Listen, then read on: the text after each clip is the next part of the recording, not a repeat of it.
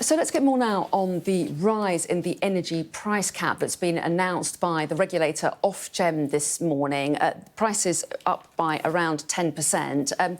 In the last few minutes, we've managed to speak to the Energy Secretary Ed Miliband. Here's what he had to say. Disappointed by that? I know this will be really worrying news for lots of families who will face even greater struggles this winter.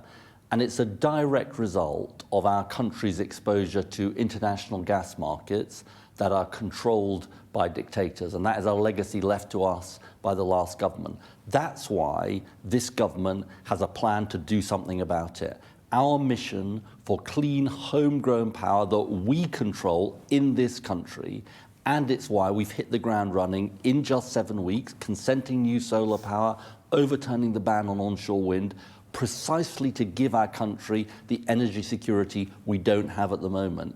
And this government will also do everything it can to protect bill payers, reforming the regulator so it's a strong champion of consumers, making standing charges fairer, and increasing funding for energy efficiency so people can cut bills. But this is obviously really worrying news for lots of families in our country.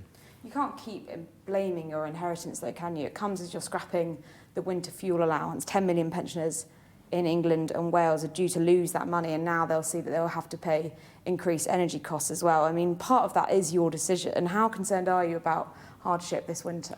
Well, look, the truth is that the mess that was left to us in the public finances is what necessitated that decision around winter fuel payments and us focusing it on those who need it the very most. That's why this government is also driving throughout the coming months to get the people, the 880,000 pensioners who are entitled to pension credit and not getting it, to try and get them to take it up, to make them aware of this so they can get the winter fuel payment as well. So it was a difficult decision that the Chancellor, Rachel Reeves, made, but it was also a direct result of the legacy left to us by the last government. People will see, though, that there's enough money for train drivers, there's enough money for junior doctors, there's not enough money for certain other people in society. I mean, what do you say to people that won't be able to keep their heating on this winter? Well, look, I am incredibly sympathetic to all of the people who are going to be struggling this winter. I'm not just sympathetic, we're going to act.